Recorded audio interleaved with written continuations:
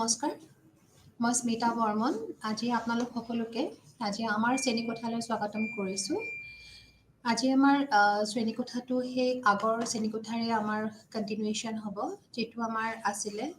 Block 1 আৰু block 1ৰ আমাৰ এইটো হ'ল ইউনিট 1। তো ব্লক 1টো আছিলে আমাৰ concept and nature of education আৰু তাৰে আমাৰ ইউনিট 1টো আমাৰ same concept and nature of education. তো এইটো আমি অলৰেডি কেইটামান ক্লাছ আমাৰ লোৱা হৈছে। তাতে আমি প্ৰায়খিনি এডুকেশ্যনৰ কনচেপ্টৰ বিষয়ে আমাৰ কোৱা হৈছে, নেচাৰৰ বিষয়ে আমাৰ কোৱা হৈছে। আৰু এতিয়া খালি আমাৰ আছিলে এইখিনি এইম, যে আমাৰ এডুকেশ্যনৰ এইমবিলাক কেনেকুৱা হ'ব লাগে। তো ইয়াৰ আগতে আমি কিছুমান এইম দিছিলোঁ, যেনেকৈ আমাৰ সামাজিক যিবোৰ এইম আছে, সামাজিক লক্ষ্য শিক্ষাৰ। তাৰপিছত শিক্ষাৰ যিখিনি ইণ্ডিভিজুৱেল এইম আছে সেইখিনি আমি ডিছকাছ কৰিছিলোঁ। তো এইখিনি আমি দুটা আমি এইম অলৰেডি ডিছকাছ কৰিছিলোঁ। তো আজি আমাৰ 3 নম্বৰ যিটো এইম আছে, 3 নম্বৰ, সেইটো আছিলে ডেম'ক্ৰেটিক এইম অফ এডুকেশ্যন। তো সেইটো আজি আমি আলোচনা কৰিব লৈছোঁ। তো ডেম'ক্ৰেটিক এইম অফ এডুকেশ্যন বুলি ক'লে বিশেষকৈ আমাৰ কোৱা হয় যে শিক্ষাৰ গণতান্ত্ৰিক লক্ষ্য। যে শিক্ষাৰটো বহুতখিনি আমি লক্ষ্য পাইছোঁ, তো তাৰে ভিতৰত আমাৰ শিক্ষাৰ ডেম'ক্ৰেটিক এইম কোনখিনি, গণতান্ত্ৰিক লক্ষ্য কোনখিনি। তো আমি অলৰেডি জানো যে আমাৰ গোটেই আমাৰ ইণ্ডিয়াখন হ'ল এখন ডেম'ক্ৰেটিক কাণ্ট্ৰি, গণতান্ত্ৰিক দেশ। আৰু এই গণতান্ত্ৰিক দেশৰ আমাৰ মেইন নীতিটোৱে হৈছে আমাৰ কি, স্বাধীনতা আৰু সমতা।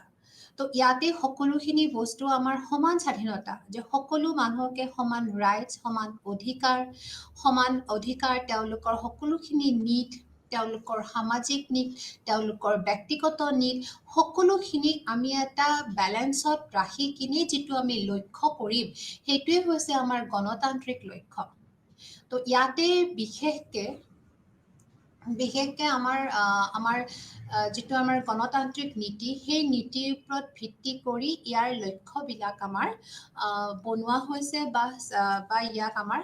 প্লেনিং কৰা হৈছে। তো আমাৰ যিখন বিশ্ববিদ্যালয় শিক্ষা আয়োগ আছে 1948-49 চনত, তেওঁলোকে উল্লেখ কৰিছে যে গণতন্ত্ৰ জীৱনৰ এক পদ্ধতি আৰু কেৱল ই ৰাজনৈতিক ব্যৱস্থাই নহয়। তো বহু সময়ত আমাৰ এইটো মিছ ইণ্টাৰপ্ৰিটেশ্যন হয় যে ডেম'ক্ৰেটি এটা আমাৰ পলিটিকেল এটা ব্যৱস্থাহে, এটা পলিটিকেল এটা এৰেঞ্জমেণ্ট বুলি আমাৰ ভাৱ হয়। কিন্তু নহয়, ই আমাৰ জীৱনৰ এক পদ্ধতি। কাৰণ যিটো ষ্টাইলত, যিটো শান্তিত আমাৰ জীৱনটো চলি গৈ আছে, আমাৰ গণতন্ত্ৰ বুলি ক'লে আমাৰ এটা মনত বিশেষ ধৰণৰ শান্তি আহে, আমাৰ নিজৰ ওপৰত এটা বিশ্বাস আহে, আমি নিজে স্বাধীন যে সেইটো ক'বলৈ আমাৰ সকলো মানুহেৰে ক'ব ভাল লাগে। বা সকলো সময়তে যে আমাৰ কিবা এটা কোৱাৰ অধিকাৰ আছে,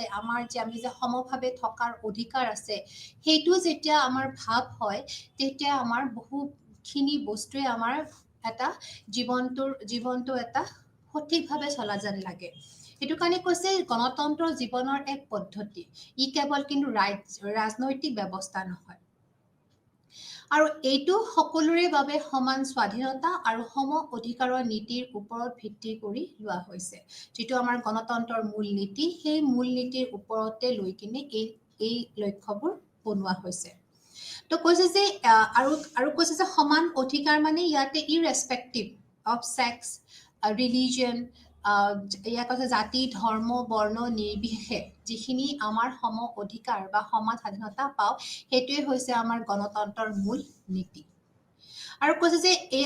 এই নীতিয়ে কৈছে আমাৰ গণতান্ত্ৰিক যিখন দেশ, আমাৰ যিখন ডেম'ক্ৰেটিক আমাৰ নেশ্যন আছে, এই নেশ্যনৰ শিক্ষাৰ যিখিনি লক্ষ্য, সেইখিনি লক্ষ্য পথ প্ৰদৰ্শক কৰাত সহায় কৰিছে।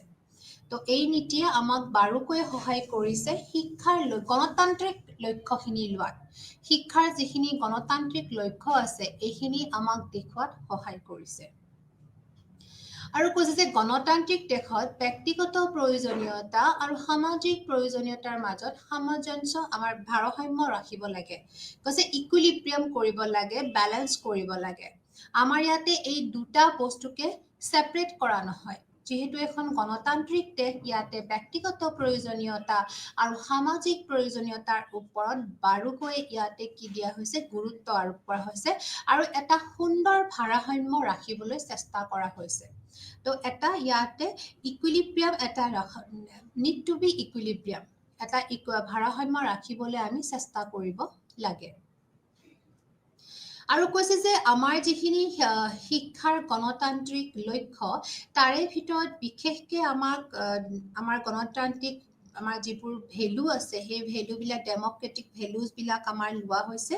যেনেকৈ আমাৰ ফ্ৰীডম মানে স্বাধীনতা সমতা ভাতৃত্ববোধ ন্যায় ইত্যাদিবোৰ এই সকলোবোৰ আমাৰ ডেমক্ৰেটিক ভেলু আমাৰ এই গণতান্ত্ৰিক লক্ষ্যৰ ভিতৰত সোমাই থকা হৈছে আৰু এই ভেলুবিলাক যাতে প্ৰতিজন ব্যক্তিয়ে প্ৰতিজন নাগৰিকে প্ৰেক্টিছ কৰে অনুশীলন কৰে তাৰ বাবে গুৰুত্ব দিয়া হৈছে কাৰণ এই যিখিনি আমাৰ যিখিনি ডেমক্ৰেটিক ভেলু আছে যেনেকৈ স্বাধীনতা সমতা ভাতৃত্ববোধ ন্যায় আদিবোৰ যদি আমি বাৰুকৈ আমি চবেই যদি আমি প্ৰেক্টিছ কৰোঁ অভ্যাস কৰোঁ তেতিয়াহ'লে আমাৰ দেশ আমাৰ সমাজ গোটেইখিনি কি হ'ব বিকাশত সহায় হ'ব তো বাৰু এইকাৰণে এইটো কোৱা হৈছে যে আমি সকলোৱে এই ডেমক্ৰেটিক ভেলুজবিলাক আমি বাৰুকৈ প্ৰেক্টিছ কৰিব লাগে আৰু ডেমক্ৰেটিক বুলি ক'লে আমাৰ ইয়াতে আৰু এটা হয় যে ডেমক্ৰেটিক বুলি ক'লে আমাৰ ইয়াতে আৰু এটা হয় যে যাতে চবকে যাতে সমানভাৱে এম্পাৱাৰ কৰা হয় চবকে যাতে সমভাৱে সকলো জাগাতে যাতে পাৰ্টিচিপেট অংশীদাৰ হোৱাৰ কাৰণে সহায় কৰা হয় ডেমক্ৰেটিকৰ বহুখিনি আমাৰ ইয়াতে অৰ্থ সোমাই যায় যে আমি সকলোৱে সকলো জাগাত সমানভাৱে আমি অংশীদাৰ হ'ব পৰা আমাৰ কি থাকিব অধিকাৰ থাকিব বা আমাক এম্পাৱাৰ কৰাৰো আমাৰ অধিকাৰ থাকিব শক্তিশালী কৰাৰ তো ইয়াতে আমাৰ কোনো ধৰণৰ ডিসক্ৰিমিনেশ্যন যেতিয়া নহয় তেতিয়া আমাৰ ডেমক্ৰেটিক যিখিনি আমাৰ ভ্যালু আছে সেই ভ্যালুখিনি আমাৰ সঁচাকৈয়ে কি হৈ যায় ধুনীয়াকৈ ইয়াতে প্ৰযোজ্য হৈ যায় তো ইয়াতে আমাৰ কিছুমান আমাৰ শিক্ষাৰ গণতান্ত্ৰিক লক্ষ্যৰ কিছুমান আমাৰ দিশ ইয়াতে আমাৰ ডিছকাছ কৰা হৈছে তো বিশেষকৈ আমাৰ প্ৰথমটোৱে কৈছে যে সমাজৰ সকলো ব্যক্তিক সমান শিক্ষাৰ সুযোগ দিয়া তো কৈছে যে অপৰচুনিটি আমি প্ৰভাইড কৰিব লাগিব আমি শুড বি প্ৰভাইডেড আমি সকলো ব্যক্তিক সমভাৱে শিক্ষাৰ আমাৰ কি দিব লাগিব শিক্ষা লোৱাৰ অধিকাৰটো সুযোগটো দিব লাগিব আৰু সুযোগটো দিবৰ কাৰণে আজিৰ সমাজত আজিৰ যিটো আমাৰ আজি আমাৰ যিখিনি আমাৰ যিটো ষ্টেজ আছে য'ত সকলোখিনি সুবিধা প্ৰদান কৰা হৈছে ৰাজনৈতিকভাৱে বা অৰাজনৈতিকভাৱে সকলো শিশু তেওঁলোকৰ শিক্ষাৰ কাৰণে সমান সুযোগ দিয়াৰ কাৰণে সকলো ধৰণৰ প্ৰচেষ্টা হাতত লোৱা হৈছে তাৰোপৰি ২ নম্বৰটো হৈছে বাধ্যতামূলক বা সাৰ্বজনীন শিক্ষা প্ৰদান তো এইটো হৈছে আমাৰ যিটো কম্পালসৰি এডুকেশ্যন আমাৰ কম্পালসৰি এডুকেশ্যন আৰু ইউনিভাৰ্চেল এডুকেশ্যন বুলিও আমি যাক কওঁ সেইটো আমাক কি হৈছে সকলো শিশুকে জীৱনৰ এটা পৰ্যায়লৈকে তেওঁলোকক যাতে বাধ্যতামূলক আৰু সাৰ্বজনীন শিক্ষা প্ৰদান কৰে তাৰ প্ৰতিও আমি লক্ষ্য ৰাখিব লাগিব কাৰণ আমি সকলোৱে জানো যে ৬ বছৰৰ পৰা ১৪ বছৰ বয়সলৈ সকলো শিশু আমি বাধ্যতামূলক শিক্ষা দিয়াটো আমাৰ কি হৈছে কৰ্তব্য আৰু সেই শিশুসকলৰ অধিকাৰ তো সেই শিশুসকলৰ ৬ বছৰৰ পৰা ১৪ বছৰ তো বিশেষকৈ আমাৰ ক্লাছ 1ৰ পৰা ক্লাছ 8ৰ ভিতৰৰ সকলো শিশুই সমানভাৱে সকলো শিক্ষা ল'ব কাৰণে ফ্ৰী আৰু কম্পালসৰি এডুকেশ্যন লোৱাটো অত্যন্ত জৰুৰী কাৰণ এইটো এক্ট আহি গৈছিলে আমাৰ 2009 2009 চনৰে এইটো এক্টটো আছিল right of children for free and compulsory education যাক আমি পপুলাৰলি আমি ৰাইট টু এডুকেশ্যন এক্ট 2009 বুলিও আমি বহু সময়ত আমি কওঁ বা আমাৰ এইটো খুব আমাৰ খুব প্ৰচলিত এই যেটো আমাৰ ইণ্ডিয়াত আমাৰ ভাৰতত ৰাইট টু এডুকেশ্যন এক্ট 2009 বুলি ক'লে সকলোৱে বুজি পায় বা এইটো আমাৰ মুখে মুখে প্ৰচলিত যে আমি সকলো শিশুকে 6 বছৰৰ পৰা আমাৰ 14 বছৰৰ বয়সৰ সকলো শিশুকে যাতে আমি মুকলি আমাৰ ফ্ৰীতে যাতে আমাৰ শিক্ষা দিয়া হৈছে বিনামূলীয়া শিক্ষা যাতে দিয়া হয় আৰু কৈছে যে এইটো বিশেষকৈ আমাৰ সকলো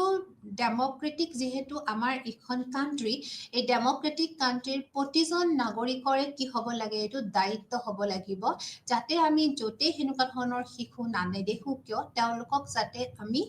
motivate কৰিব পাৰো to take the education to take the free and compulsory education to a particular level যে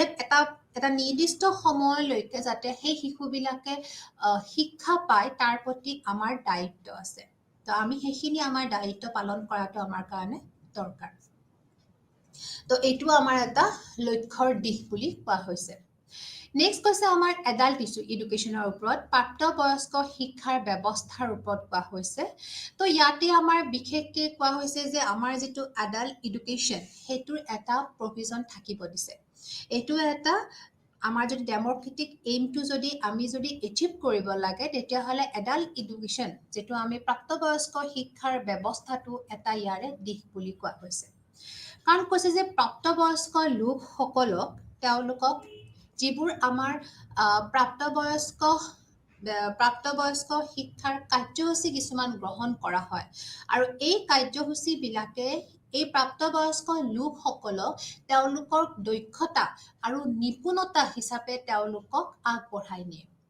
তেওঁলোকৰ যিখিনি দক্ষতা আছে বা তেওঁলোকৰ যেটো নিপুণতা আছে সেইখিনিক তেওঁলোকে আৰু বেছি ভালকে এনহেন্স কৰায় বৃদ্ধি কৰায় যাৰ ফলত কি হয় আমাৰ সোসাইটিৰ আমাৰ দেশৰ বিকাশ অটোমেটিক্যালি হয় সেইকাৰণে কৈছে যে যদিহে আমাৰ যিবোৰ ইলিটাৰেট এডাল্ট আছে তেওঁলোকক আমি দক্ষতা আৰু এফিচিয়েন্সি তেওঁলোকৰ আমাৰ নিপুণতা আৰু দক্ষতাৰে তেওঁলোকক যদি আমি তেওঁলোকৰ সেইবোৰ স্কিল শিকাই দিয়া হয় তেতিয়াহ'লে তেওঁলোকেও কন্ট্ৰিবিউট কৰিব পাৰিব অৱদান দিব পাৰিব দেশৰ বিকাশৰ সময়ত সমাজ আৰু দেশৰ বিকাশত তেওঁলোকৰো অৰিহণা আমি কাউন্ট কৰিব পাৰিম এটো কাৰণে কৈছে এডাল্ট এডুকেশ্যন ইম্পৰ্টেন্ট বুলি কৈছে আৰু তাৰ কাৰণে আমাৰ কিছুমান নাইট স্কুল আছে দক্ষতা ভিত্তিক ছুটি পাঠ্যক্ৰম কিছুমান আছে আমাৰ কিছুমান শৰ্ট কোৰ্স আছে য'ত অকল আমাৰ স্কিল বেসড অকল স্কিলে শিকোৱা হয় কাৰণ প্ৰতিজন ব্যক্তিৰে স্কিল বেলেগ বেলেগ আৰু সেই স্কিলেৰে তেওঁলোকে কেনেকে নিজৰ জীৱিকাৰ লগতে নিজৰ দেশৰো বিকাশ কৰিব পাৰে তাৰ ওপৰত আজিকালি বহু বেছিকে আমাৰ কি হয় গুৰুত্ব দিয়া হয় যাৰ ফলস্বৰূপ হৈছে আমাৰ কিছুমান গাঁৱে ভূঞে আত্মসহায়ক গোট গঠন হৈছে এই আত্মসহায়ক গোটবোৰ গঠন হওঁতে আমাক তেওঁলোককো কিছুমান শৰ্ট কোৰ্স দিয়া হয় তেওঁলোকক গভৰ্নমেন্টৰ ফালৰ পৰা চৰকাৰৰ ফালৰ পৰা কিছুমান আঁচনি দিয়া হয় বা তেওঁলোকক কিছুমান টাৰ্গেট দিয়া হয় বা তেওঁলোকৰ যিখিনি বস্তু বনায় সেইখিনি আকৌ বিক্ৰী কৰাৰো কিছুমান দায়িত্ব চৰকাৰে লৈছে বা হেনেকুৱা কিছুমান এনজিঅ গঠন হৈছে নদুপৰি কিছুমান আমাৰ বেংক কিছুমান আছে সেই বেংক বিলাকেও তেওঁলোকক লোন লোৱাত বা লোন মৰাত তেওঁলোকক খুব কম ইন্টাৰেষ্টত তেওঁলোকক সহায় কৰি থকা হৈছে তো এনেকুৱা ধৰণৰ কিছুমান পাঠ্যক্ৰম তেওঁলোকে যদি কৰে তাৰ ফলস্বৰূপ হ'ব তেওঁলোকৰ জীৱিকা নিৰ্বাহ বিলাক আৰু এনেকুৱা কৰাৰ ফলত সকলো গাঁৱৰ বেছিভাগ আজিকালি মহিলাই দেখা হয় তেওঁলোক খুব কৰ্মব্যস্ত হৈ গৈছে বা তেওঁলোকৰ যিখিনি মনৰ পৰা দুচিন্তা তেওঁলোকৰ যিখিনি সোমাই থকা স্কিল আছে সেই স্কিলখিনিৰ বিকাশ হৈছে কাৰণ বহুত অন্তৰ্নিহিত কিছুমান স্কিল থাকে বা তেওঁলোকৰ সেইখিনি স্কিলৰ কাৰণে স্কোপ পোৱা নাছিলে বা তেওঁলোকে এখন প্লেটফৰ্ম পোৱা নাছিলে তো এনেকুৱা ধৰণৰ পাঠ্যক্ৰমবিলাক যদি তেওঁলোকৰ নিজৰ ইচ্ছামতে কৰে তেতিয়াহ'লে তেওঁলোকৰ কি হয় সাংঘাতিকভাৱে তেওঁলোকে ফ্লাৰিছ হ'ব পাৰে তেওঁলোকে উন্নতি কৰিব পাৰে বা কৈছে অন্যান্য চাকৰিৰ প্ৰশিক্ষণ প্ৰদান এনেকুৱা ধৰণৰ কিছুমান ট্ৰেইনিংও আছে ট্ৰেইনিং বিলাক আছে তো এইবিলাক সকলোখিনি ব্যৱস্থা আমাৰ প্ৰাপ্তবয়স্ক শিক্ষাৰ কাৰ্যসূচী কিছুমান আছে এই শিক্ষা ব্যৱস্থাৰ ভিতৰত এইবোৰ পৰে তাৰোপৰি কৈছে আমাৰ যে শিক্ষাৰ গণতান্ত্ৰিক লক্ষ্যই প্ৰতিষ্ঠানিক স্বায়ত্ত শাসনক প্ৰসাৰিত কৰে। যিটো আমাক কয় যে ইনষ্টিটিউচনেল অটনমি, সেই অটনমিটোৰ ওপৰতো ইয়াতে লক্ষ্যই আমাক কিছুমান কাম প্ৰসাৰ কৰে বুলি কৈছে। যেনেকে আমাৰ ইনষ্টিটিউটবিলাকৰ, আমাৰ প্ৰতিষ্ঠানবিলাকৰ কিছুমান তেওঁলোকৰ যদি অটনমি হয়, তেওঁলোক যদি স্বায়ত্ত শাসিত হয়, তেওঁলোকৰ যদি নিজাভাৱে যদি কিছুমান কাম কৰিব পাৰে, তো তেওঁলোকৰ নিজৰ কিছুমান কাৰিকুলাম ডেভেলপ কৰিব পাৰে। বা লগতে তেওঁলোকে যিখিনি একাডেমিক প্ৰগ্ৰাম আছে, যিখিনি আমাৰ যিখিনি একাডেমিক প্ৰগ্ৰাম থাকে, কাৰ্যসূচী থাকে, সেই কাৰ্যসূচীখিনিও তেওঁলোকে নিজাকে লঞ্চ কৰিব পাৰে। তো ইয়াৰ ফলত কি হয়, তেওঁলোকে যেনেকুৱা ধৰণৰ শিক্ষা প্ৰদান কৰিম বুলি ভাবিছে, তেওঁলোকক এইটো কমপ্লিটলি তেওঁলোকক কি দিব লাগে বুলি কৈছে, অধিকাৰ দিব লাগে বা তেওঁলোকক ফ্ৰীডম দিব লাগে, স্বাধীনতা দিব লাগে, যাতে তেওঁলোকে সেই প্ৰতিষ্ঠানসমূহে স্বায়ত্ত শাসনক প্ৰসাৰিত কৰে বুলি কৈছে। কাৰণ তেওঁলোকৰ যদি অটনমি হয়, তেতিয়াহ'লে তেওঁলোকে নিজাকে কাৰিকুলাম গঠন কৰিব পাৰিব বা নিজা তেওঁলোকৰ এটা পঢ়াৰ এটা মাধ্যম থাকিব বা নিজাকে তেওঁলোকৰ এটা একাডেমিক কাৰ্যসূচী থাকিব। তো এই গোটেইখিনি হৈছে কি এখন প্ৰতিষ্ঠানৰ ইনষ্টিটিউচনেল অটনমিৰ ওপৰত লক্ষ্য গঠন কৰা হৈছে। নেক্সট আহিব আমাৰ পাৰ্চনেলিটি ডেভেলপমেণ্ট, যাক আমি কম ব্যক্তিত্ব বিকাশ। তো কৈছে যে আমাৰ শিক্ষাৰ গণতান্ত্ৰিক লক্ষ্যৰ মেইন এইম, কাৰণ এইটো আমাৰ নৰ্মেল এইমতো পৰে। আমি সদায় দেখিছোঁ যে পাৰ্চনেলিটি ডেভেলপমেণ্টটো আমাৰ সকলো ক্ষেত্ৰৰ এইমৰ ভিতৰতে পৰিছে।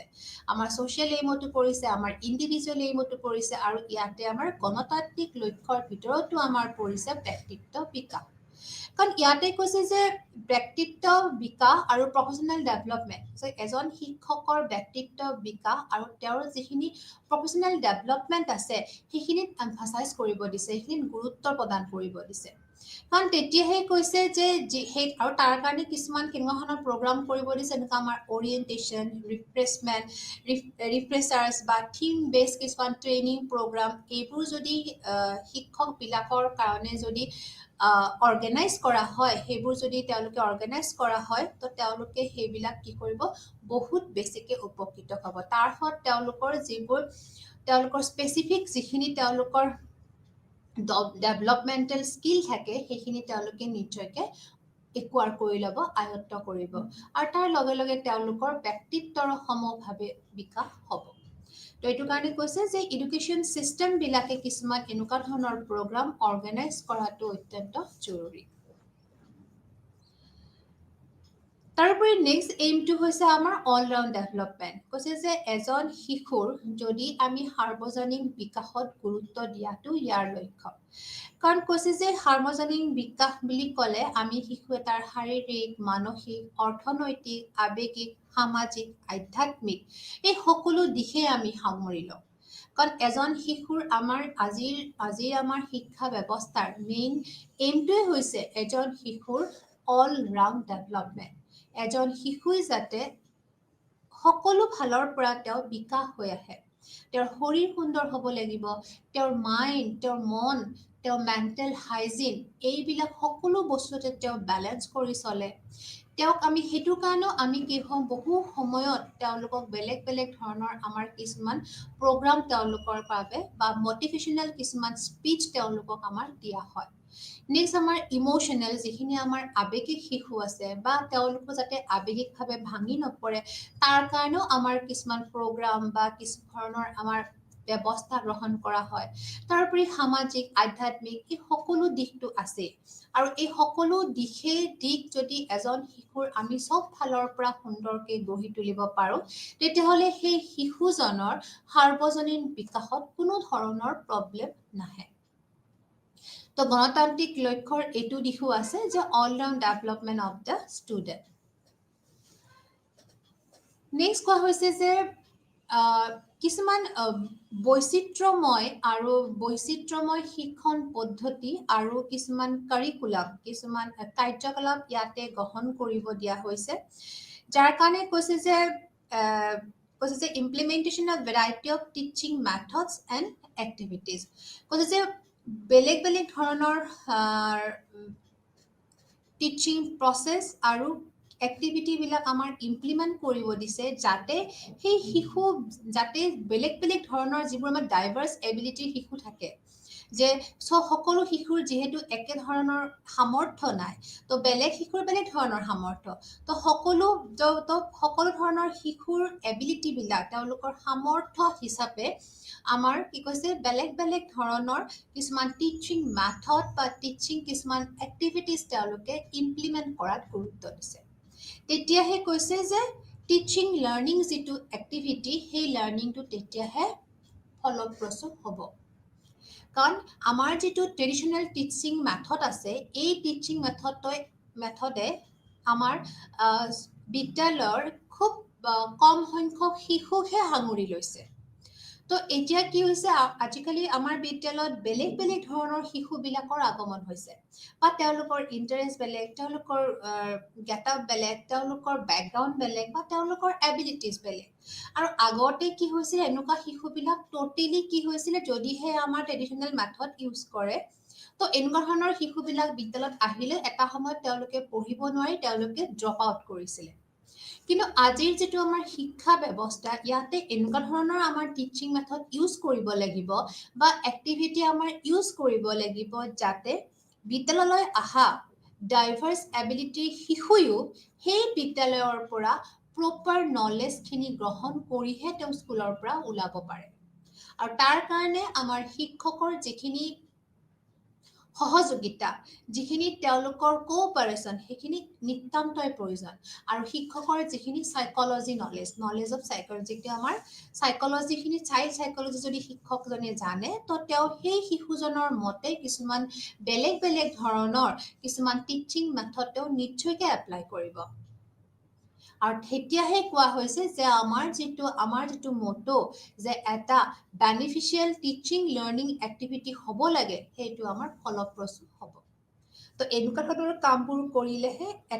এখন বিদ্যালয়ৰ এটা শ্ৰেণীকোঠাত শিক্ষক আৰু ছাত্ৰৰ মাজত যিখিনি আমাৰ পাৰ্টনাৰশ্বিপ বুলি কোৱা হয় যিখিনি তেওঁলোকৰ এটাই আনজনৰ লগত যিখিনি আমাৰ ফ্ৰেণ্ডশ্বিপ পাৰ্টনাৰশ্বিপ যিখিনি আমি কওঁ সেইখিনি আমাৰ বা টিচিং লাৰ্নিং এক্টিভিটিজটো আমাৰ বেনিফিচিয়েল হ'ব তো এইখিনি হৈছিলে আমাৰ যাতে বৈচিত্ৰ্যময় শিক্ষণ পদ্ধতি বা আমাৰ কাৰ্যকলাপ কৰা হয়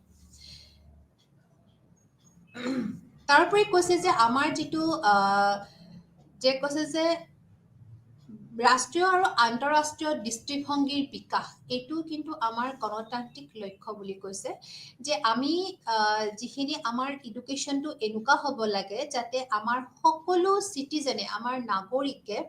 গণতান্ত্ৰিক যিটো ফিলিং গণতান্ত্ৰিক যিটো আমাৰ মূল্যবোধ সেইটো তেওঁলোকে সদায় প্ৰেক্টিচ কৰিব পৰা হ'ব লাগে তেওঁলোকৰ কাৰিকুলাম বা তেওঁলোকৰ যিখন তেওঁলোকৰ চিষ্টেম আছে তেওঁলোকৰ শিক্ষাৰ যিখিনি তেওঁলোকৰ পদ্ধতি আছে এই পদ্ধতিখিনি এনেকুৱা হ'ব লাগে যাতে তেওঁলোকৰ ডেম'ক্ৰেটিক ফিলিংছটো সদায় আহে গণতান্ত্ৰিক যিটো ভাৱধাৰা সেইটো সদায় আহে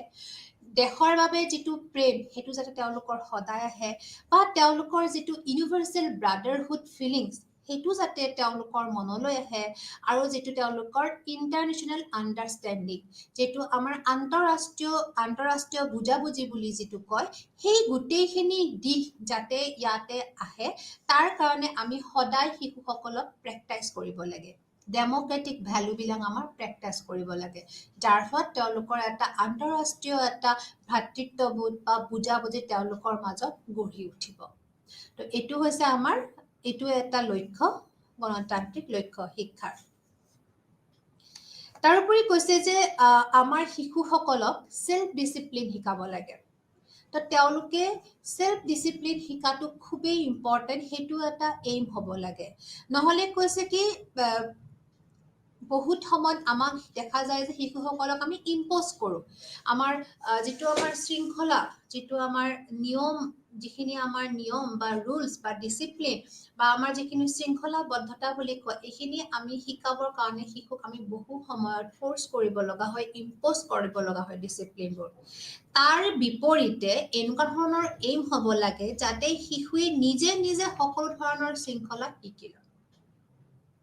বা শিশুসকলে নিজে নিজে যিখিনি ৰুল আছে, বিদ্যালয়ৰ ৰুল, সমাজৰ ৰুল, ঘৰত থকা ৰুল বা নেশ্যনৰ যিখিনি ৰুল আছে বা যিখিনি নিয়ম আছে, সেই নিয়মখিনি যাতে শিশুজনে নিজে শিকি ল'ব পাৰে, সেলফ ডিসিপ্লিন বুলি কোৱা হৈছে। তো তাৰ ওপৰত গুৰুত্ব দিব দিছে, যাতে শিশুসকলে এনেকুৱা ধৰণৰ এইম কিছুমান আমি গঠন কৰিব লাগে, যাতে শিশুসকলে সেলফ ডিসিপ্লিন তেওঁলোকে শিকি লয়।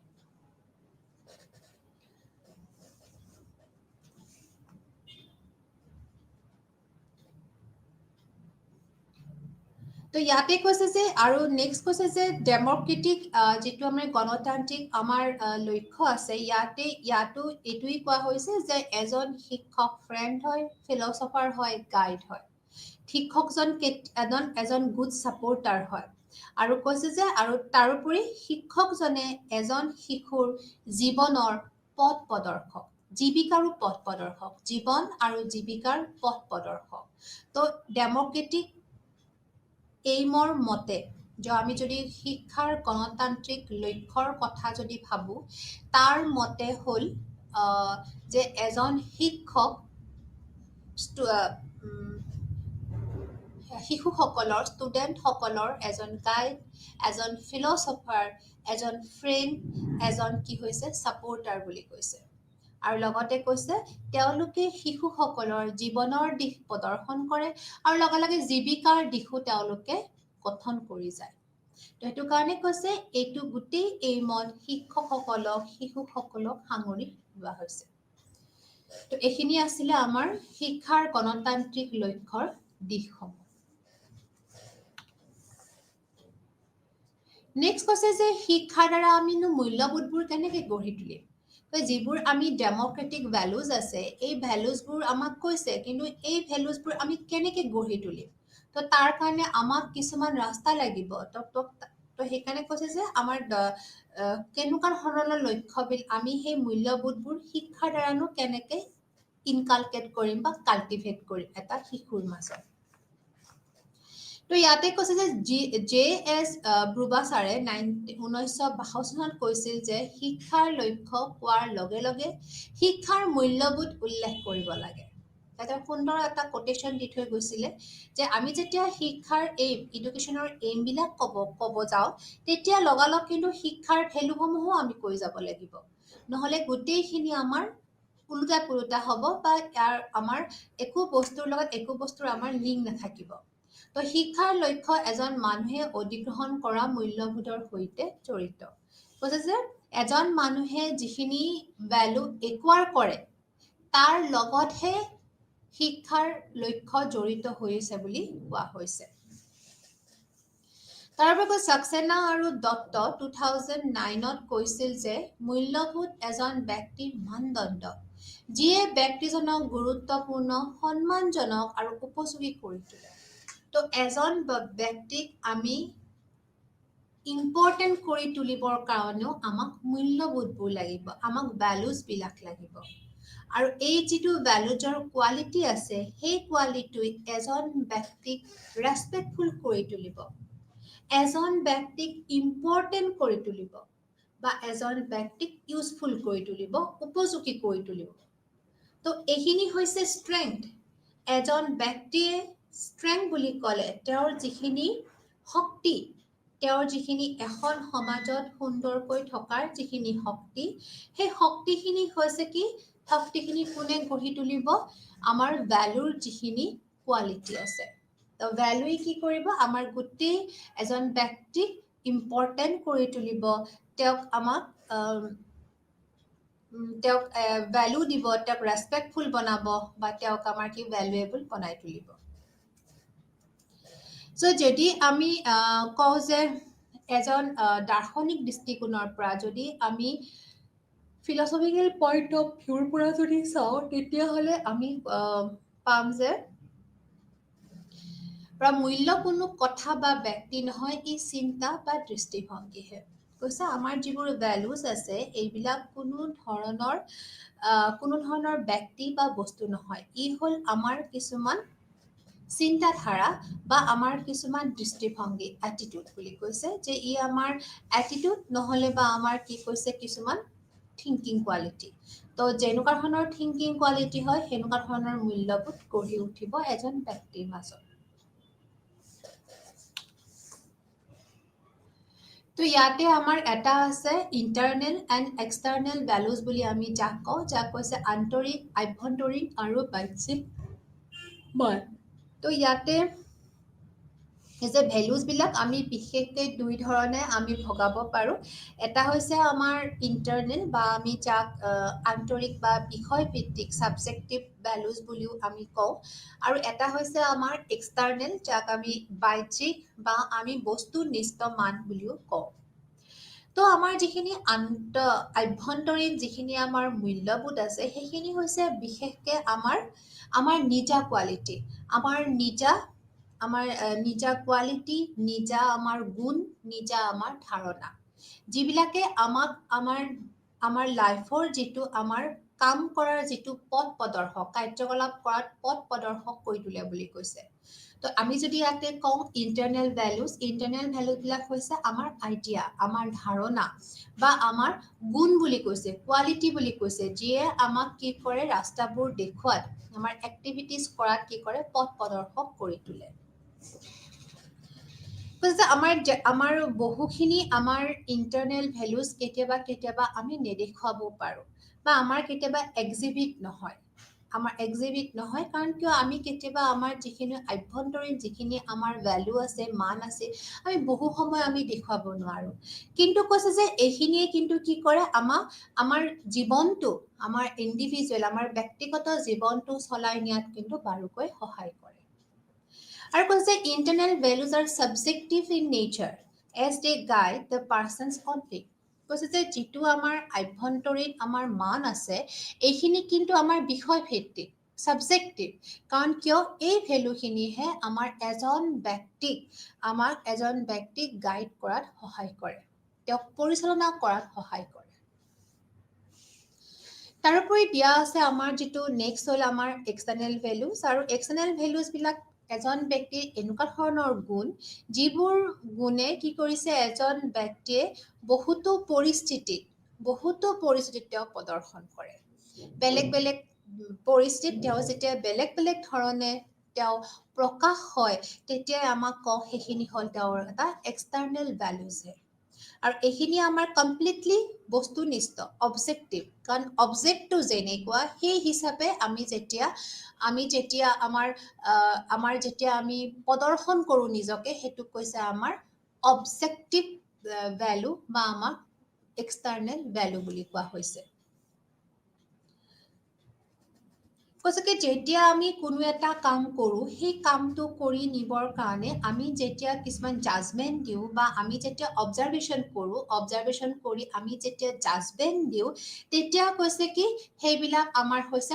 বাহ্যিক মানৰ ওপৰতহে আমাৰ কি হয় নিৰ্ভৰ হয় তেতিয়া আমি কোনো ধৰণৰ আভ্যন্তৰীণ ভেলু মানবোৰ ব্যৱহাৰ নকৰোঁ তেতিয়া আমি ইমিডিয়েট আমি এক্সটাৰ্নেল ভেলুজবিলাক আমি ব্যৱহাৰ কৰোঁ তো যাৰ ফলত কি হয় আমি জাজমেণ্ট কৰিব পাৰোঁ অবজাৰভেশ্যন কৰি কিনে আমি জাজমেণ্ট দিয়াত আমাক সহায় কৰে তো কৈছে যে যেতিয়া আমাৰ এক্সটাৰ্নেল ভেলুজবিলাকে বিশেষকৈ আমাৰ কাৰিকুলাম এডুকেশ্যনত যেতিয়া আমাৰ কাৰিকুলাম গঠন কৰিব কৰে তেতিয়া বিশেষকৈ আমাক প্ৰভাৱ পেলায় যেনেকুৱা আমাৰ কাৰিকুলাম ডিজাইনিং হয় বা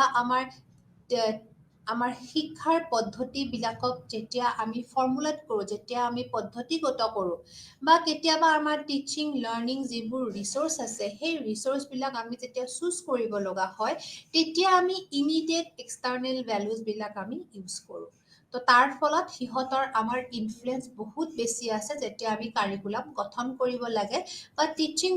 ষ্ট্ৰেটেজিজবিলাক যেতিয়া আমি ফৰ্মুলেট কৰিব লাগে কাৰণ ইনষ্টেণ্ট তেওঁ বেলেগ ব্যক্তিৰ কাৰণে বেলেগ শিশুৰ কাৰণে বেলেগ ধৰণে তেওঁলোকে কি কৰিব লাগে তেওঁলোকক ৰাস্তা দেখুৱাব লাগে বা তেওঁলোকৰ প্ৰতিটো পৰিস্থিতিত তেওঁলোকক বেলেগ ধৰণে তেওঁলোকে প্ৰদৰ্শন কৰিব লাগে সেইটো কাৰণে কৈছে যে এক্সটাৰ্নেল ভেলুজবিলাক ইয়াতে কি হয় ইনফ্লুৱেঞ্চ কৰা হয় নেক্সট আমাৰ শৈক্ষিক মূল্যৰ প্ৰকাৰ তো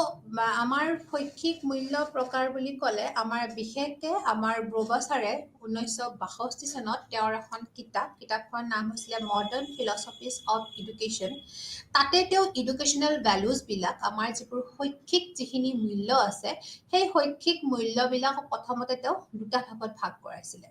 তো প্ৰথমটো আছিলে তাৎক্ষণিক মূল্য যাক আমি ইমিডিয়েট ভেলু বুলি কওঁ, আৰু 2 নম্বৰটো আছিলে দূৰৱৰ্তী মূল্য যাক আমি ৰিমোট ভেলু বুলি কওঁ।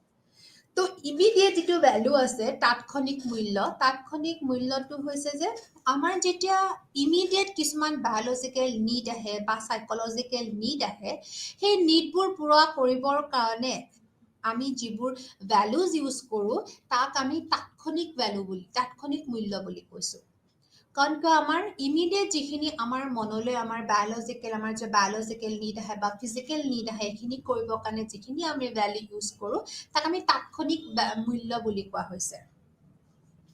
আৰু সেইকাৰণে কৈছে যে কোনোবাই যদি বেডমিণ্টন খেলি ভাল পায় বা তেওঁৰ যদি বেডমিণ্টন খেলাৰ যদি কিবা সুযোগ পায়, তো তেওঁ নিশ্চয়কে ইমিডিয়েট বেডমিণ্টন খেলি তেওঁৰ যিটো তেওঁৰ যিটো মনৰ পৰা ইচ্ছা আছিল সেইটো তেওঁ পূৰা কৰি ল'ব। তো বা কেতিয়াবা কিছুমান শিশুৰ কি হয় খুব ড্ৰয়িং কৰি ইণ্টাৰেষ্ট পাইছিলে, তেওঁ ড্ৰয়িং কৰি ভাল পাইছে বা তেওঁ ড্ৰয়িং কৰিবলৈ মন কৰিছে, তো তেওঁ তৎক্ষণাৎ কি কৰিব সেনেকুৱা ধৰণৰ কিছুমান ফাইন আৰ্টছ বিভাগৰ এক্টিভিটিত তেওঁ নিজকে এংগেজ কৰি ল'ব, যাৰ ফলত তেওঁৰ নিচাটো বা তেওঁৰ ইণ্টাৰেষ্টটো তেওঁ পূৰা কৰি ল'ব। তো এই দুটা উদাহৰণৰ পৰা আমি এইটো ক'ব পাৰোঁ যে ইণ্ডিভিজুৱেলৰ ব্যক্তিৰ কিছুমান নিজৰ কাৰ্যৰ দ্বাৰা তেওঁৰ নিজৰ যিখিনি নিড আছে বায়'লজিকেলে হওক বা আমাৰ ইমিডিয়েট যিখিনি নিড আছে সেই নিডখিনি তেওঁ ফুলফিল কৰিব পাৰে। তো এইটো হৈছে আমাৰ ইমিডিয়েট ভেলুজ। তেওঁ কিছুমান ভেলু ইয়াতে এপ্লাই কৰিব যাৰ ফলত তেওঁৰ নিডখিনি তেওঁ ফুলফিল কৰি ল'ব। কিন্তু নেক্সট আছে এটা আমাৰ দূৰৱৰ্তী মূল্য যাক আমি ৰিমোট ভেলুজ বুলি কওঁ। কিন্তু এই ভেলুজবিলাক হৈছে কি হিউমেনৰ ইণ্টেলিজেন্সৰ ওপৰত কাম হয় বা আৰু এইবিলাকে ৰেচনেল নিডছৰ ওপৰত গঠন হয়। ৰেচনেল নিড মানে হৈছে আমাৰ যুক্তিসংগত প্ৰয়োজন। কাৰণ এইবিলাক তো প্ৰথমতে আমি ইমিডিয়েটলি দেখিছিলোঁ আমাৰ বায়'লজিকেল নিড, আমাৰ তৎক্ষণাৎ ইচ্ছা গৈছে। কিন্তু ৰিমোট ভেলুজ আমি দেখিছোঁ কি যিবোৰ আমাৰ যুক্তিসংগত প্ৰয়োজন আছে। তো এইটো প্ৰয়োজন আমাৰ ৰেচনেল আছে যে আমি ইয়াত যুক্তি দিব পাৰোঁ যে আমাক ইয়াত দূৰৱৰ্তী, আৰু এই নিডটো পূৰণ কৰিলে আমি বহুত দিনলৈ বহুত দীঘলীয়াকে আমি কি কৰিম, বহু সময়ৰ পিছত আমি কিছুমান গেইন কৰিম, তাৰ পৰা আমাৰ লাভ হ'ব। তো এনেকুৱা ধৰণৰ নিডবোৰ পূৰণ কৰিবৰ কাৰণে যিখিনি কৰা হয় তাক আমি ৰিমোট ভেলুজ বুলি কওঁ, দূৰৱৰ্তী মূল্য বুলি কওঁ।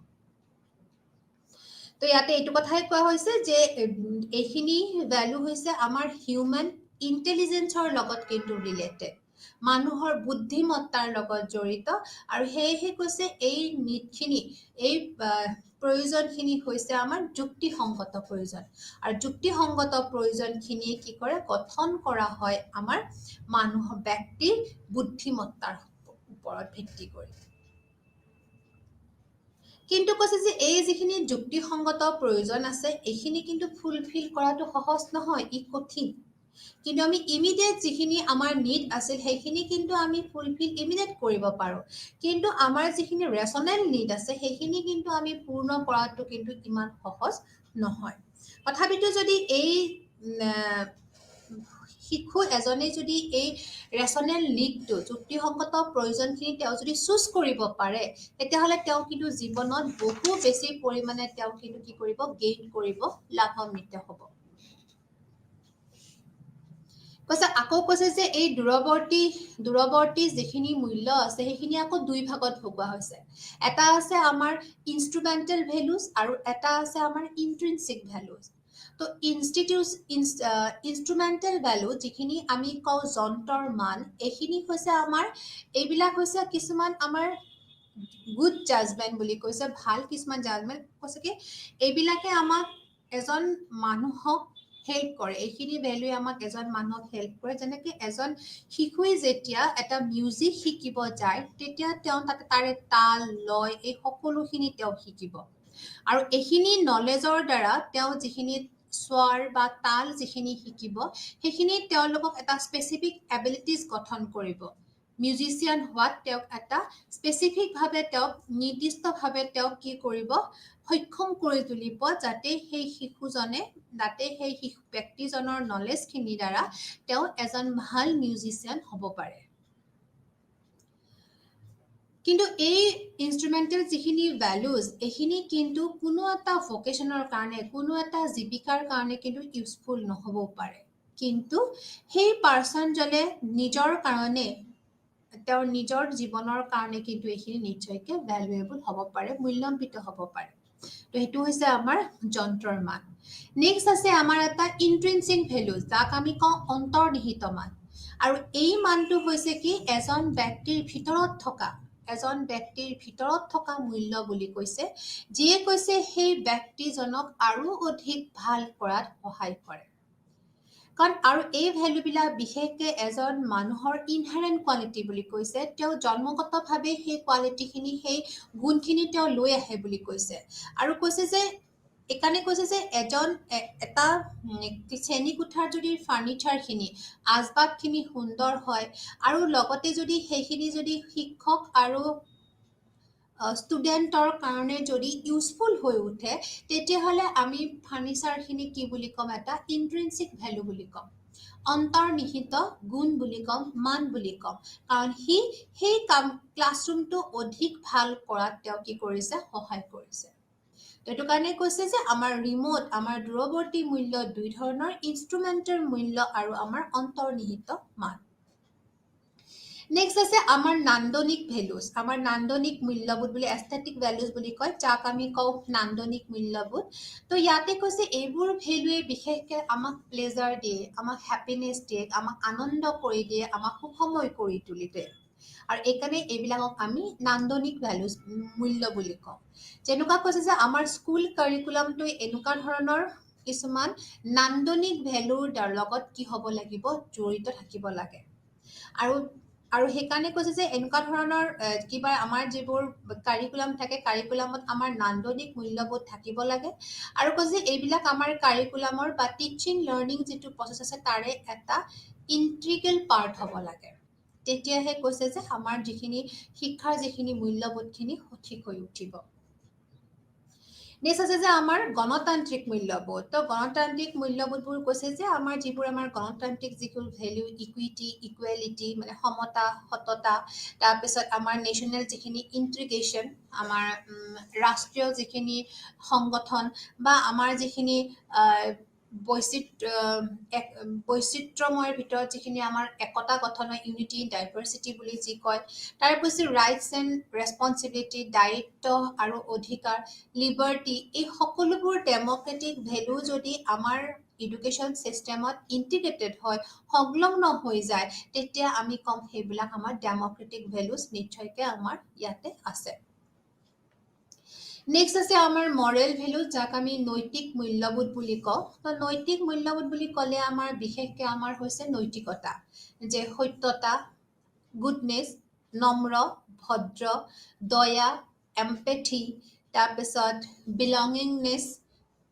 কোঅপাৰেশ্যন এই সকলোবিলাক হৈছে আমাৰ মৰেল ভ্যালুজ আৰু এই সকলোখিনিও আমাৰ এডুকেশ্যন শিক্ষা ব্যৱস্থাৰ লগত কি হ'ব লাগে খুব এটা বিশেষ পাৰ্ট হিচাপে থাকিব লাগে কৈছে নৈতিক মূল্যবোধসমূহো আমাৰ তাতে আমাৰ শিক্ষা ব্যৱস্থাৰ লগত সাংঘাতিকভাৱে জড়িত হৈ থাকিব লাগে কাৰিকুলামত চিলেবাছত আমাৰ সকলোখিনি জাগাতে যাতে এই গোটেইখিনি মূল্যবোধ ভ্যালুজবিলাক যাতে ইনকালকেট হয় তাৰ কাৰণে অধিক গুৰুত্ব দিব লাগে কাৰণ বাৰে কোৱা হৈছে যে এজন শিশুক বিদ্যালয়তে যদি গোটেইখিনি মূল্যবোধ তেওঁক প্ৰদান কৰা হয় তেওঁক ইনকালকেট কৰা হয় আৰু ইনকালকেট আমি কেনেকৈ কৰিম থ্ৰু চাম এডুকেশ্যনেল চিষ্টেম শৈক্ষিক ব্যৱস্থাৰ দ্বাৰাহে আমি এজন শিশুৰ ভিতৰত সেই মূল্যবোধবোৰ গঢ়ি তুলিব পাৰিম এইটো কাৰণে বাৰে কোৱা হৈছে যে এজন শিশুক যেতিয়া আমি মূল্যবোধখিনি গঢ়ি তুলিব শিক্ষা ব্যৱস্থাৰ দ্বাৰা এই সকলোখিনি মূল্যবোধ আমি গঢ়ি তোলাটো অত্যন্ত দৰকাৰ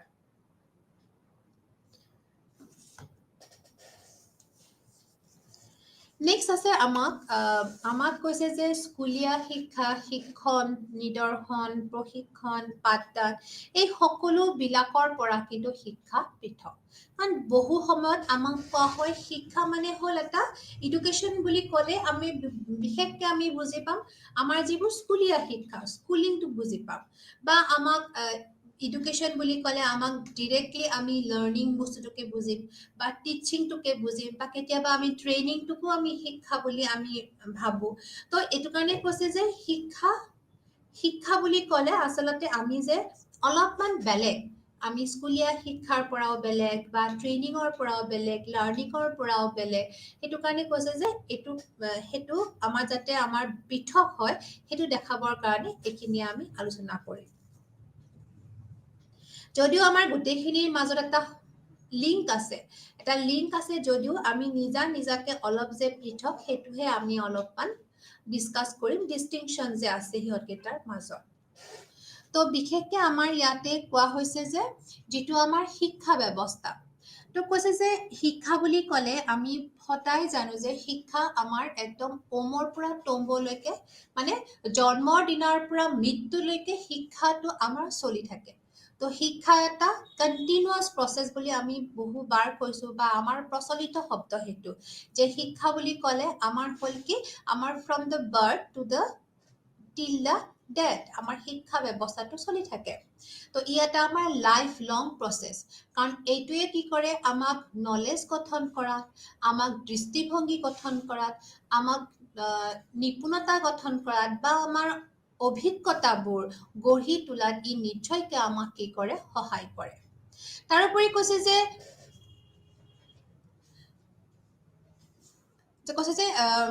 ছ'চিয়েল আৰু পাৰ্চনেল যিবিলাক চিটুৱেশ্যন আছে এই সকলো চিটুৱেশ্যনত যাতে আমাৰ যিটো লাইফৰ যিটো নেচাৰ সেইটো যাতে আমাৰ একদম সুন্দৰ হৈ উঠে তাৰ কাৰণেও আমাক এডুকেশ্যনে সহায় কৰিছে। কৈছে যে এইকাৰণে কৈছে শিক্ষাই এনেকুৱা ধৰণৰ হ'ব লাগে যাতে শিক্ষাই আমাৰ ইনকালকেট কৰে, গঢ়ি তোলে যে ভেলুজবোৰ, এটিটিউডবিলাক, যাতে আমাৰ স্কিলবিলাক এনেধৰণে গঢ়ি তোলে যাতে এখন সমাজে সেইবিলাক আমাৰ নিশ্চয়কৈ এজন শিশুৰ ভিতৰত গঢ়ি তোলাত সহায় কৰে। নেক্সট আছে আমাৰ স্কুলিং। তো বিদ্যালয় বুলি ক'লে আমি সকলোৱে জানো যে বিদ্যালয় হ'ল কি এটা নলেজ দিয়াৰ এটা কণ্টিনিউৱাছ এটা প্ৰচেছ বুলি কওঁ। স্কুলিং হ'ল এটা এক্ট য'ত আমাৰ কণ্টিনিউৱাছলি আমাৰ নলেজ দিয়া হয়। নলেজ, আমাৰ জ্ঞান, ভেলু, স্কিলবিলাক আমাৰ দিয়া হয় ৰিকুৱাৰমেণ্ট হিচাপে। ছ'চাইটি আৰু এজন ইণ্ডিভিজুৱেলৰ দৰকাৰ হিচাপে যিখিনি আমি জ্ঞান, ভেলুজ বা আমি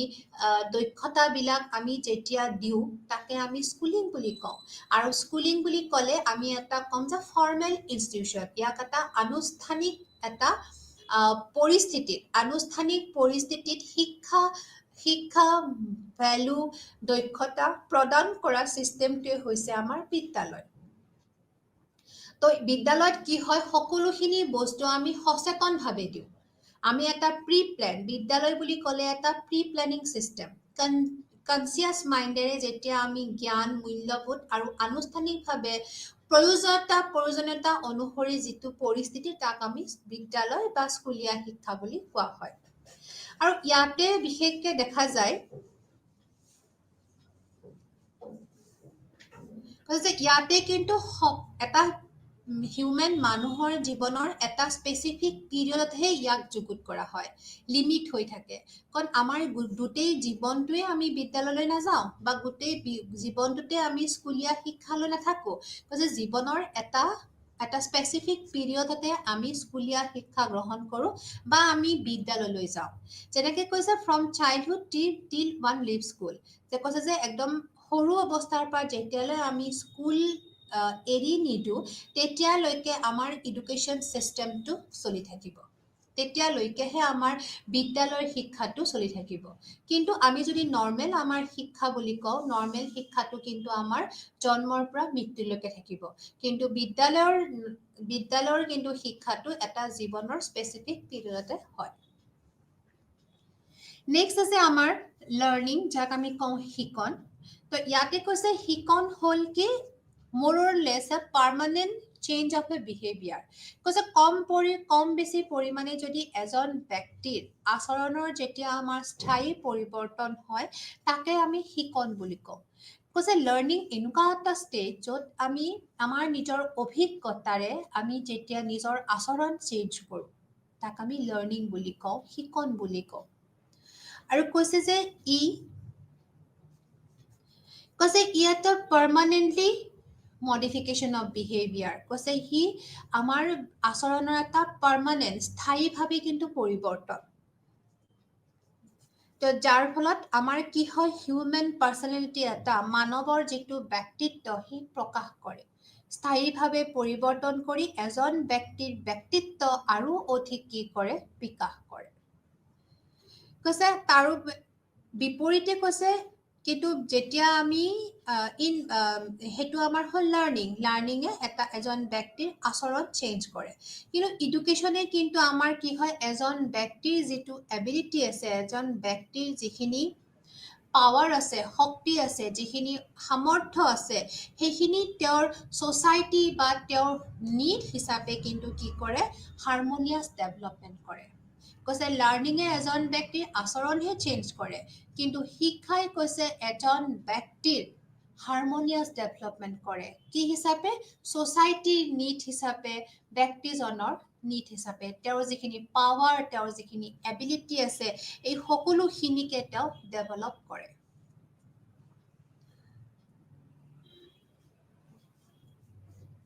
কৈছে যে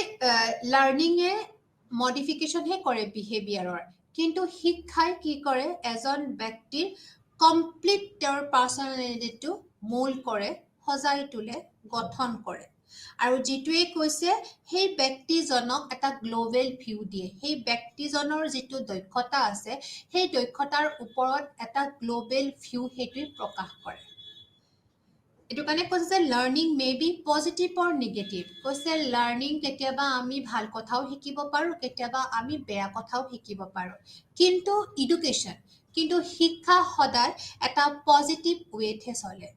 ই অলৱেজ পজিটিভ। তো লাৰ্নিং শিকন কেতিয়াবা আমাৰ ভালো হ'ব পাৰে, বেয়াও হ'ব পাৰে, কিন্তু শিক্ষা বুলি ক'লে ই সদায় আমাৰ এটা ধনাত্মক দিশতহে ইয়াক আমাৰ চোৱা যায়। শিক্ষা কেতিয়াও নিগেটিভ নহয়,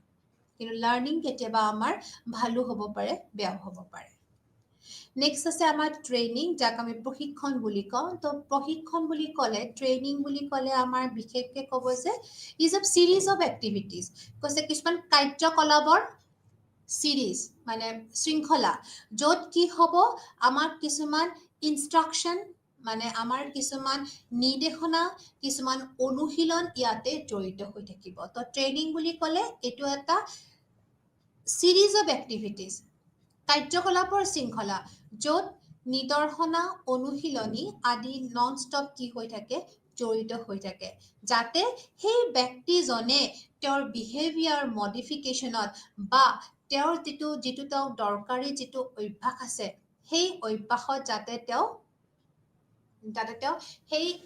লাইফৰ যাতে যিখিনি তেওঁ দৰকাৰী যিখিনি এছপেক্ট আছে, পাৰ্টিকুলাৰ এছপেক্ট, সেই কামটো যাতে তেওঁ কৰিব পাৰে, বা তেওঁৰ ভকেশ্যনত, তেওঁৰ জীৱিকাত যাতে এইখিনি সহায় হয়। তো ট্ৰেইনিঙে বিশেষকৈ এটা পাৰ্টিকুলাৰ এছপেক্টতহে কাম কৰিব, কিন্তু এটা পাৰ্টিকুলাৰ এটা বিশেষ এটা দিশত, এজন ব্যক্তিৰ এটা বিশেষ দৰকাৰী দিশত বা তেওঁৰ জীৱিকাৰ দিশত তেওঁক প্ৰশিক্ষণ দিব, তেওঁক নিৰ্দেশনা আৰু অনুশীলনীৰ সৈতে তেওঁক প্ৰশিক্ষণ দিব। এইটো হৈছে আমাৰ প্ৰশিক্ষণ, য'ত আমাৰ কি হয়, এটা পাৰ্টিকুলাৰ এছপেক্টতহে তেওঁক কি হ'ব, ট্ৰেইনিং দিয়া হ'ব। যেনেকুৱা আমাৰ টিচাৰ ট্ৰেইনিং কিছুমান প্ৰগ্ৰাম থাকে, তাৰপিছত টেকনিকেল ট্ৰেইনিং কিছুমান প্ৰগ্ৰাম থাকে, এইবোৰ হ'ল আমাৰ ট্ৰেইনিঙৰ এক্সাম্পল। সেইটো কাৰণে কৈছে যে ট্ৰেইনিঙে কি কৰে, এটা বিশেষ এৰিয়াত কিছুমান বিশেষ গুণক, বিশেষ দক্ষতাক প্ৰমোট কৰে বা বিকাশ কৰে। বিকাশ কৰে আৰু যাতে সেই ব্যক্তিজনে সকলো ধৰণৰ কাম তেওঁৰ যিটো ফিল্ডত যাতে তেওঁৰ কাম আছে তাতে যাতে তেওঁ আৰু বেছি ডেভেলপ কৰিব পাৰে আৰু যাতে নিজৰ এবিলিটিটো ষ্ট্ৰং হ'ব পাৰে তেওঁৰ সামৰ্থ্যটো ষ্ট্ৰং হ'ব পাৰে তাৰ কাৰণে আমাৰ প্ৰশিক্ষণ দিয়া হয় সেইকাৰণে কৈছে যে প্ৰশিক্ষণ হ'ব পাৰে এজন ব্যক্তিৰ পাৰ্টিকুলাৰ এটা বিশেষ ঠাইত তেওঁৰ বিশেষ গুণবিলাকক বিকাশ কৰিব পৰা শক্তি নহ'লে আৰু তাৰোপৰি কৈছে নহ'লে আৰু তাৰ এগেইনষ্টত তাৰ বিপৰীতে শিক্ষা হৈছে এজন ব্যক্তিৰ কমপ্লিট বিকাশত গুৰুত্ব দিয়া এটা পদ্ধতি কৈছে যে ট্ৰেইনিং হৈছে প্ৰশিক্ষণ হৈছে এজন ব্যক্তিৰ এটা পাৰ্টিকুলাৰ আস্পেক্টত তেওঁক সামৰ্থ্যৱান কৰি তোলা এটা পদ্ধতি আৰু শিক্ষা হৈছে এজন ব্যক্তিক কমপ্লিট ডেভেলপমেণ্ট কৰাৰ এটা পদ্ধতি নেক্সট আছে আমাৰ পাঠদান যাক আমি টিচিং বুলি কওঁ তো টিচিংটো হৈছে কি এইটো এটা এজন ব্যক্তিৰ যাতে দৰকাৰী যিটো আমাৰ ডিজাৰেবল পৰিৱৰ্তন যেতিয়া আমাৰ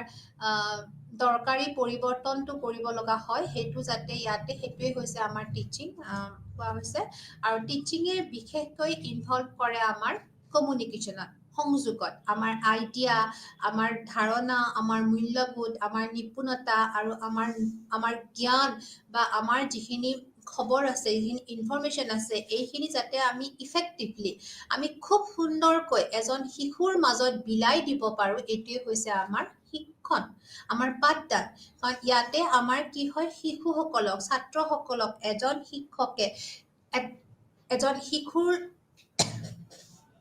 লগত এজন শিক্ষকৰ যিটো কমিউনিকেশ্যন সেইটোৱে হৈছে আমাৰ কি পাঠদান কাৰণ ইয়াতে কি কমিউনিকেশ্যন কৰিব শিক্ষকৰ আইডিয়াবিলাক শিশুসকলক দিব শিক্ষকৰ যিখিনি ভেলুজ আছে সেইখিনি দিব বা যিখিনি তেওঁৰ স্কিল আছে সেইখিনি দিব বা যিখিনি তেওঁৰ জ্ঞান আছে তেওঁৰ যিখিনি ইনফৰমেশ্যন আছে সকলোখিনি যেতিয়া এজন শিশুক প্ৰদান কৰিব সেই কমিউনিকেশ্যন স্কিলটোৱে হৈছে কি আমাৰ পাঠদান যাক আমি কওঁ টিচিং আৰু এই টিচিং কৈছে যে এটা চিষ্টেমেটিক হয় টিচিং কিন্তু সদায় এটা পদ্ধতিগত ব্যৱস্থা আৰু ই এটা বৈজ্ঞানিকগত ব্যৱস্থা আৰু যিয়ে কি কৰে আমাৰ যিটো কমিউনিকেশ্যন আছে আমাৰ যিটো সংযোগ আছে এই সংযোগটোক আমাক সফল কৰি তোলে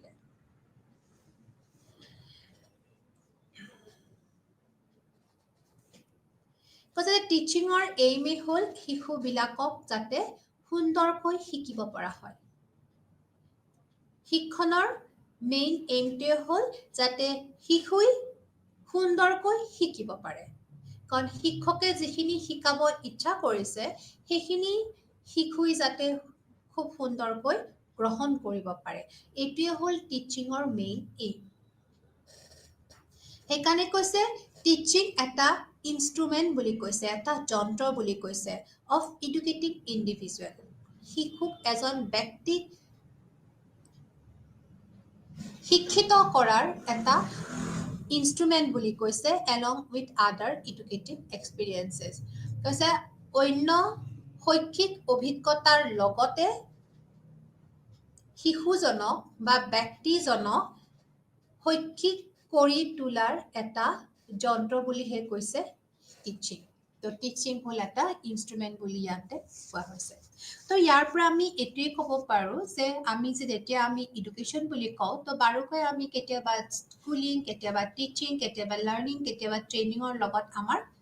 আমি অলপ কনফিউজ হওঁ কিন্তু এডুকেশ্যনটো হ'ল এটা অল ৰাউণ্ড ডেভেলপমেণ্ট লাইফ লং প্ৰচেছ আৰু ই এজন ব্যক্তিক কমপ্লিট কৰি তোলে আৰু বাকীবিলাক আমাৰ স্কুলীয়া শিক্ষা শিকন প্ৰশিক্ষণ পাঠদান এইবোৰ এটা এটা পৰ্যায় এটা এটা পাৰ্ট বা এইবোৰ এটা এটা পাৰ্ট অফ এডুকেশ্যন হে তো এডুকেশ্যনক আমি ইয়াতে স্কুলিঙৰ পৰা লাৰ্ণিং ইনষ্ট্ৰাকশ্যন ট্ৰেইনিং এইবিলাকৰ পৰা আমি পৃথক কৰিলোঁ তো এই যে হ'ল আমাৰ এইটো যিটো ইউনিট আছিল সেই ইউনিটটো ইয়াতে শেষ হৈছে তো ইয়াতে আমি প্ৰায়খিনি আমি বিশেষকৈ আমি শিক্ষাৰ যিখিনি ধাৰণা শিক্ষাৰ যিখিনি আমাৰ শিক্ষাৰ যিখিনি আমাৰ নেচাৰ আছে, প্ৰকৃতি আছে বা আমাৰ শিক্ষাৰ যিখিনি লক্ষ্য আছে, এই সকলোখিনি আমি প্ৰায়খিনি ডিছকাশ্যন কৰিলোঁ। তো ইয়াৰ পিছত আমি বিশেষকৈ আমি ইউনিট 2 যাম। সেইটো আমাৰ হৈছে স্কোপ অফ এডুকেশ্যন, যে শিক্ষাৰ স্কোপটো কি। তো সেইখিনিলৈ আমি নেক্সট ক্লাছত যাম। তো আজি যিখিনি আমি আমাৰ আজিলৈ এই যিটো আমাৰ ইউনিট 1টো আমাৰ প্ৰায় শেষ হৈ গ'ল। ইয়াতে বিশেষখিনি আমি ক'লোৱে যে ডেম'ক্ৰেটিক এইমৰ পৰা আদি কৰি আমাৰ ভেলুজবিলাক আমি কেনেকৈ ইনকালকেট কৰিব লাগে বা এডুকেশ্যনৰ থ্ৰু দি ভেলুজবোৰ গঠন কৰিলেহে এজন শিশুৰ বিকাশ হ'ব বা বৃদ্ধি হ'ব। তাৰোপৰি আমি ইয়াতে আমাৰ বহু সময়ত আমাৰ এডুকেশ্যনৰ লগত কিছুমান এডুকেশ্যনৰ লগত স্কুলীয়া শিক্ষা, তাৰপাছত ট্ৰেইনিং, টিচিং, লাৰ্ণিং সকলোবোৰ ৰিলেটেড হৈ আছে। কিন্তু তথাপিতো ইয়াতে যে অলপ যে ডিষ্টিংশ্যন আছে, সেই ডিষ্টিংশ্যনখিনিও আমি কোৱা হৈ গ'ল যে ছ'চাইটি আৰু এজন ইণ্ডিভিজুৱেলে যেনেকৈ বিচাৰে তেনেকৈ ধৰণে যেতিয়া আমি কিছুমান চিষ্টেমেটিকত আমি ভেলুজবিলাকটো সেইটো আমাৰ হ'ল বিদ্যালয়। তো এইখিনি আমাৰ আজিৰ ক্লাছটো ইয়াতে সমাপ্ত কৰিলোঁ। নমস্কাৰ, ধন্যবাদ।